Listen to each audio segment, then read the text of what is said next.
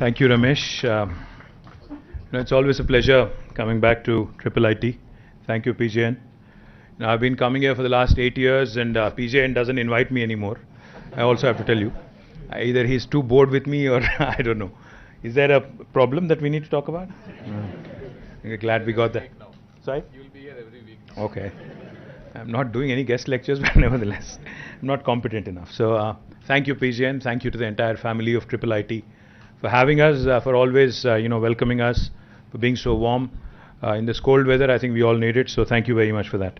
Nivriti, thank you for all your support, for your unstinted backing of the mission, or the Telangana Artificial Intelligence Mission. We spoke about it a few years ago, and then since then you've been really driving this along with other partners. Thank you very much for your unstinted backing, for your wholehearted support.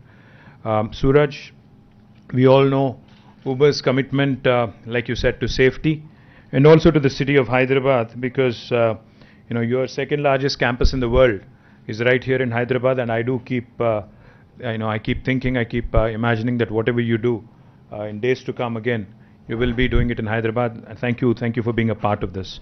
Rama Devi Garu, who's leading our emerging technologies wing, ma'am, you've been a terrific leader. Thank you very much. Of course, to Hemantji and also Vinod Garu, who's representing the TSRTC, I thank them also for their support and for their backing. Now, one thing that I'm reminded of today, when I listen in to all the amazing things that technology can help us with, is what Honorable Chief Minister keeps telling us. Each and every time, either myself or Jayesh or one of us tells him about this fancy new technology that's in town, or fancy new technology that is around the corner, he always has only one question. He says, listen, I'm not a technocrat myself, I'm not a technologist per se, but what is it that this technology can do in terms of helping the common man, helping the man on the ground, in terms of the societal impact? Kya karega ye technology? Ye batao. That is what he keeps saying. And today, when I'm really delighted, I'm excited, to basically be able to answer, some of those concerns. I'd like to thank all of you, of course, for inviting me to the launch of this IIIT. The applied research being undertaken by IIIT is certainly helpful for not just Telangana, but for the entire country as well. And also, of course, to keep Telangana in the center, and to keep, to ensure that Telangana remains the epicenter of these efforts. I would, of course, congratulate IIIT on, PJN was just joking. He was saying a lot of people confuse the names IIIT and IIT. Which one of us should be taking it as an insult or a compliment, is what he said. I think you should take it as a huge compliment, PJN, because Indian Institute of Technology, was conceptualized as a premier institute. The fact that IIIT Hyderabad today is rated much above many IITs in India is a great compliment. And I could hear the pain in your voice when you said we are self-sustaining. And I could also hear the pain when you said the government only gave me land, nothing else. I promise you one thing, he was just whispering in my ear that he needs some support for quantum computing labs that he's setting up. We will support you fully. I will assure you. I will ensure that you get that money that you require to do a nice quantum computing facility right here. And when Nivriti was mentioning, that ye government hai, dheere hota hai kaam, she was talking about Karnataka government, not us. Trust me, that's the government, that's the city that she lives in. So she was talking about them, not us, right? Haan, sahi. Because I also was listening in very carefully when she said road safety and all. She said Nagpur mein roads theek hai, Bangalore mein worse hai. She didn't mention Hyderabad, so I'm guessing we are somewhere in between. Right, Nivriti? Somewhere in between, pakka. So all in all, I think what I really liked about what was mentioned earlier is how technology can be used, leveraged to save lives. Essentially, that's what it's about. I mean, save lives, improving standards of living, improving our urban infrastructure, improving our road safety, ensuring that we do things right. I mean, ensuring governments improve their standards of functioning, so to speak. And as we all know, Gartner's 2022 CEO survey also indicates that AI is the top priority for business leaders for the third year in a row. In fact, back in 2020, when government of Telangana had declared 2020 as a year of AI, little did we know that COVID was lurking around the corner. But we had a very ambitious agenda. But nevertheless, in fact, we went through the whole year doing multiple AI events, and Intel was, of course, a key part of many of those events. So AI and how it can be leveraged for the benefit of each and every person in the society. It could be a farmer, it could be a technologist, it could be a doctor, it could be somebody else. Everybody, in fact, can use AI, and in fact, COVID has also shown us that AI and the power of AI and how it can really help even the governments is something that we have truly appreciated over the last couple of years. Since AI acts as a new factor of production, Niti Aayog estimates that AI is expected to raise India's annual GVA growth rate by 1.3%, resulting in an addition of almost $957 billion to India's economy by 2035, which is 15% higher gross value added, which is GVA is obviously, as many of you would know, is a very close approximation of GDP. So almost 957 billion being added. We keep hearing about the 5 trillion economy. I think 957 billion coming in from the power of AI is a huge, huge potential for India to latch on. And every state in India, irrespective of what our challenges are, has to latch on to this opportunity, has to ensure, as Nivriti was pointing out, has to aspire to be the leader in terms of adoption of these technologies. Realizing this economic potential of AI, Telangana became the first state to initiate a focused effort with the launch of AI framework in 2020. Under this framework, we've launched number of programs, and we've been playing an active role and have been playing the role of an enabler for the AI ecosystem. We had set up the Telangana AI mission called as a TAIM, a dedicated institution in partnership with NASSCOM to drive all AI initiatives in the state. In fact, Nivriti is also a member of TAIM, which is a governing council, and has been offering strategic leadership as well. A very important initiative of TAIM has been the RevUp Accelerator, which is currently supporting 80 plus MVP stage AI startups in a bid to generate unicorns over the coming years. Since availability of skilled manpower is critical to the growth of AI ecosystem, the government has also taken up skilling programs for students and faculties. AI, ML, deep learning, etc. All of these are being done in association with corporations like IBM, Intel, Microsoft, and NASSCOM Future Skills. Over the past couple of years, around 25,000 plus students and 4,500 plus faculties have been trained in such programs anchored by Telangana Academy for Skills and Knowledge, TASK, which is a government entity. Now, the government is also further ambitious this year and seeks to train at least 100,000 youth in high school in foundation AI courses, and would be glad to partner with Intel under its AI for Youth program. Now, data, as has been mentioned, is at the core of AI, and McKinsey actually estimates that digital transformation in agriculture alone could unlock $70 billion in Indian agriculture sector. Therefore, the government has also initiated focused efforts on data enablement in agriculture. We recently released an agriculture data management policy to enable protected sharing of both personal and non-personal data. Since Government of India's Personal Data Protection Bill is yet to become an act, the ADMP fills this critical gap with the goal of agri-tech innovation and development of custom solutions for the state of Telangana that would benefit the farmers. We have also initiated the development of an agricultural data exchange, which could be a game changer, that allows the easy and protected and secure sharing of all agri-related data, duly taking the consent of the data owners. The innovators shall be able to easily test and build their solutions on top of the data access through ADEX. Let me just give you a fascinating example of what data can do. In my constituency in Sirsila, we have a remote village which is possibly about 165, 170 kilometers away in a tribal habitation, a place called Veernapalli, which is now a Mandal headquarters, which has recently been recognized as a block headquarters, but it was actually a village. About 4 years ago, My honorable MP, the local MP, then it was Mr. Vinod Kumar, he had adopted Virnapalli. So we had traveled there. In fact, using his MP funds, he had set up a very interesting facility, a small facility where he wanted to use technology for the benefit of the farmers. In fact, he had consulted a technology company, which again, of course, was using AI even 4 years back, in trying to help the farmers, understand the pest and help them understand the soil fertility, etc., etc.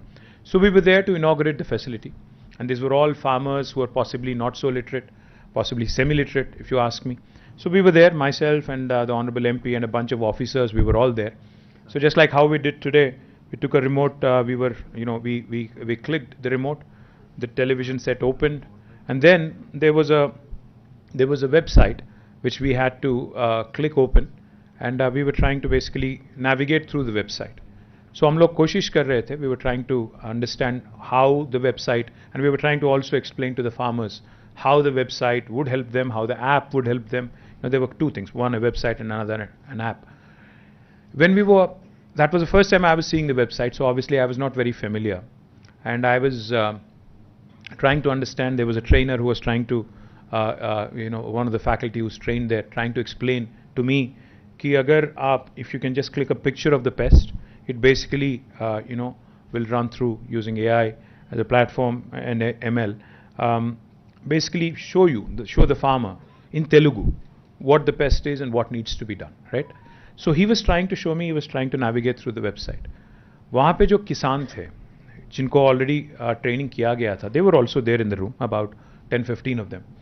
So the guy who was actually trying to show me the website, he was having a tough time navigating through the website. But this farmer who was standing right next to me, वो कह रहे थे कि नहीं वहाँ नहीं, next window में जाओ, वहाँ से नीचे जाओ, go to the drop down. I was like, wow, this guy really knows what he's saying. So I said, ये आपको कैसे मालूम है? He said, sir, we've been using that for a month or so now. And of course, the formal launch is today, but we've been using it for almost a month. So soft launch has already happened. And he was actually guiding the trainer कि आप यहाँ जाओ, यहाँ जाओ, यहाँ जाओ, फिर वहाँ जा क्लिक करो, फिर जाके आपको वो आ जाएगा. तो I was zapped. I said, what is your formal training? What did you study? He said 10th or +2. He's not somebody who's very well conversant in English. He's not somebody who really understands a line of code. He's not somebody who's possibly trained in any kind of AI or AI module, or he knows nothing, I'm sure, about ML. But the fact is, when a farmer, when he sees value in the product that is being put out in front of him, and when he understands the power of leveraging technology for his benefit, I think they'll latch on to it very, very quickly. The beautiful thing about India and our citizens is, when I was in the US, when I was doing my masters there, and when I used to come back to India to visit my family and friends, I always used to be amazed, because वहाँ हम लोग मोटे मोटे वो Motorola वाले और Nokia के phone set use करते थे. 98, 99 की बात कर रहा हूँ मैं. When I was there, 99, 2000 possibly. So we used to have these, वहाँ पे Verizon, वहाँ पे क्या AT&T के बाकी companies थे, और वहाँ पे they used to bundle those packages. The telcos there used to bundle services and offerings, and they used to offer these big mota handset. So as a student, obviously I didn't have money, so I used to buy one of those nice handsets, the big one. But when I used to land in India and come and see my friends here, they all had these sleek handsets. I was like, what is happening? America तो थोड़ा हमसे ज़्यादा अमीर है, तो ये लोग क्या कर रहे हैं यहाँ पे? मतलब the point I'm trying to make is, Indians have always been good.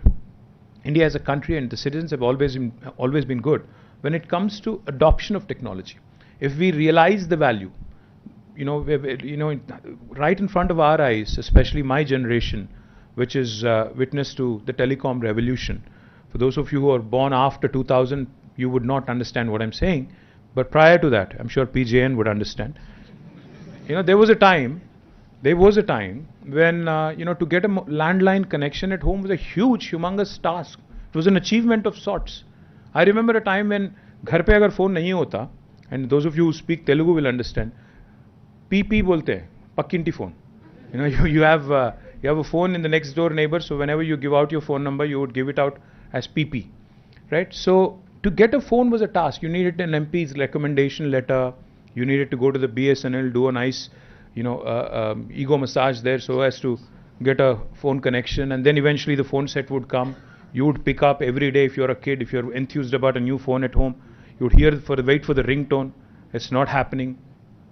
You remember, for those of you who are possibly from my generation, you would also remember trunk calls. We used to call the exchange fellow. There was only one in Hyderabad, I think Lagdikapul, which is where it is, even now. We used to call them, book trunk call to Sangareddy, book trunk call to Karimnagar, etc., etc. But see what has happened right in front of our eyes. The landline's gone, it's passé now. Nobody wants a landline phone anymore at home. After the telecom, sector has been opened up by Government of India, the kind of revolution we have witnessed right in front of our eyes. Today, each and every one of us has at least one mobile phone for sure. Some of us have two, some of us have three. Pegasus and other things, do take a toll. So all of these things, that have come in right in front of our eyes, how technology has really transformed our lives in terms of communications, in terms of being able to be in touch with what's happening across the world, etc. And all the other technologies that have revolutionized the way we think. COVID was a great example. We've seen, some enterprises which have shown the world that you need not be in a small town or a big town to be able to work from home. You could even be working from your village. As long as technology and as long as connectivity is there, I think you're fine. As much as we love, as much as we would love to believe that technology is a great leveler, it is also a fact that it's a great connector. I mean, it really connects people of all strata. It really connects people of all hues and shades across the world. Helps you learn from each other. I think that's the transformative power of technology which Indians have always been good at adopting. So the whole $957 billion value that AI can bring in by 2035, I'm very passionate about it because I think it will not only have a transformative effect on the people at large, it will also have a transformative effect on our economy. It will also help India adopt better. It will also help India propel itself into the league of first world countries sooner than later. Our Honorable Chief Minister, like I said, always reminds us of this. He says, "Kya fayda hai isse jo tum technology ki baat kar rahe ho?" Whatever you are mentioning to me right now, what is the point of it? When I tell him about T-Hub and startups and the whole startup culture, he always asks, what is it that you guys are going to be able to do to help the man on the ground? And that is the fundamental question that we need to answer. Today, I was smiling because I remember a day about 6 years ago when a large American company had come to me. I would not name names. They said, we have this cool technology which is going to give you an alert. As municipal minister, as urban development minister, you need to know how safe, your roads are, how the lane discipline is being followed. So if somebody abruptly cuts into your lane, I can send you an alert to your command control center. I smiled. I said, no, why don't you give me an alert when somebody is actually coming at me in a one-way street? He said, why? Why would you need that?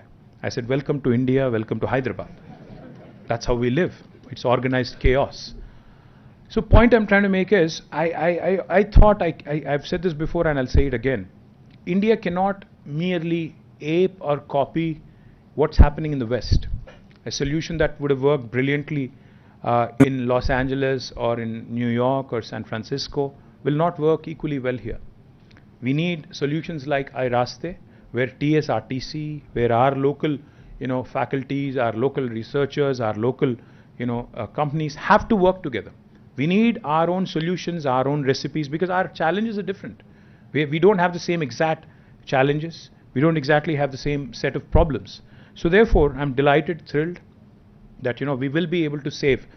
Mr. Vinod was mentioning that they spend about 50 crores in terms of, compensation payments annually, which is 4 crores per month. This is a huge number for a loss-making corporation, which a corporation which is still in losses.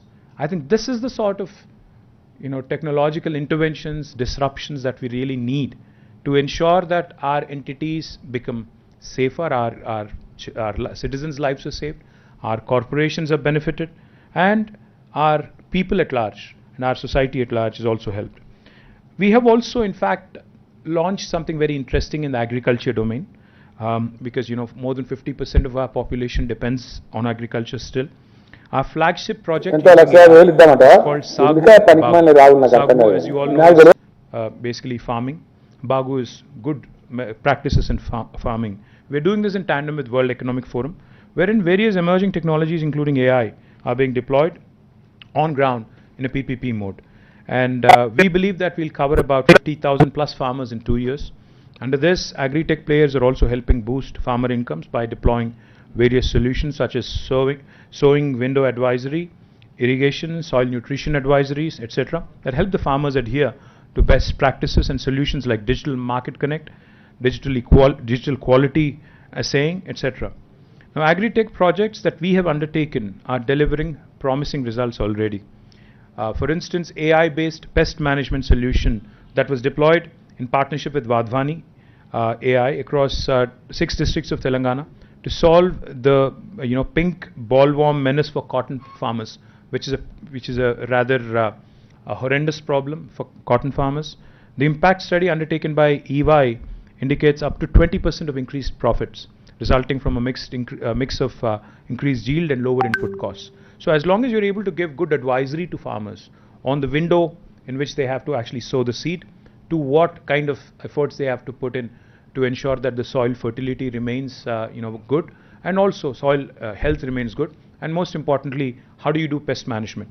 I think a combination of all this will really deliver the much needed knockout punch, if you ask me, in terms of improving their farmers' income. Telangana has also become a very, very interesting example with the implementation of a unique RTDAI, the real-time digital authentication of identity system, deployed across several citizen-facing services. In fact, I say this very proudly. I get messages, and I don't know how many of you have used it, but Telangana is possibly the only state in the country where you can renew, not get a new one, but renew your driver's license sitting at home on a Sunday.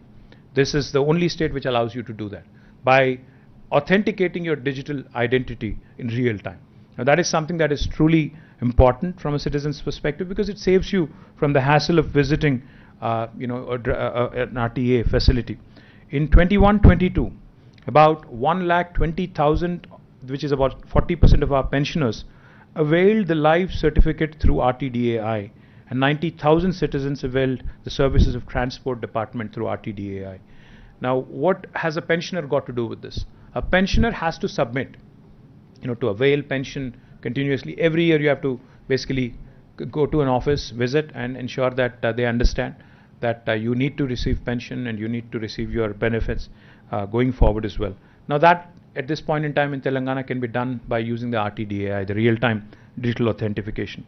Now, today when I stand here, I'm glad to see that IIIT's projects are focused on building AI solutions for population scale. I think that's the most important point, because whatever solutions that we come out with, for a large country like India, unless they're scalable, unless they help the large majority of the population, it would just remain a lab experiment.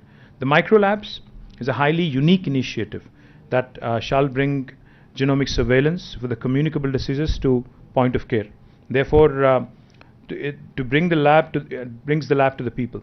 In fact, when one of the speakers before me was mentioning that data-driven drug discovery is the order of the day, I think it was you, sir. I have to tell you, Novartis, which is one of the largest pharma companies in the world, has about 9,000 people in Hyderabad, and they do precisely that. They do digital drug discovery. In fact, it's their second largest facility in the world. And they're not, in fact, they're right here in Raidurgam, very close to where you are.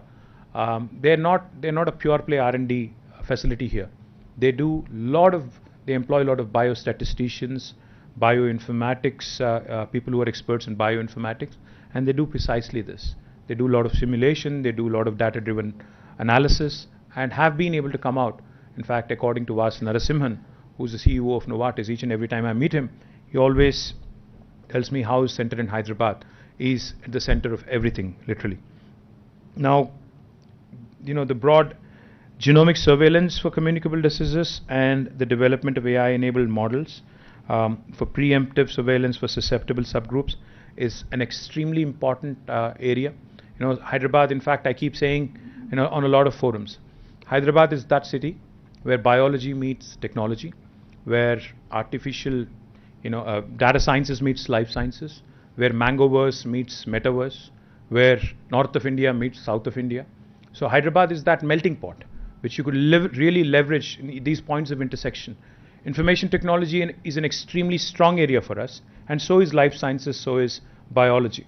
So a combination of this is what Novartis does, and in fact I've been pitching this to a number of other pharma companies. Some of them have shown interest, and I'm very confident that these points of intersection where technology can really help a lot of enterprises, I believe is something that will really propel, in terms of providing an opportunity for a lot of youngsters who are seated here over the next 1 decade or so. I'm delighted that Bodhyan is also, as a platform, has taken off, and it shall go, a step further in building the critical data sets in mobility that are required for the Indian driving conditions. Grey spots, black spots, even if we are able to save a few lives a year, I think it's a huge achievement in itself. The advanced mapping using cameras, LiDARs, night vision cameras, radars shall help develop robust solutions that can be used to leverage human error-induced accidents. We're already looking to leverage the outcome data set to host a mobility-related grand challenge under TAIM and build solutions for India and also save lives.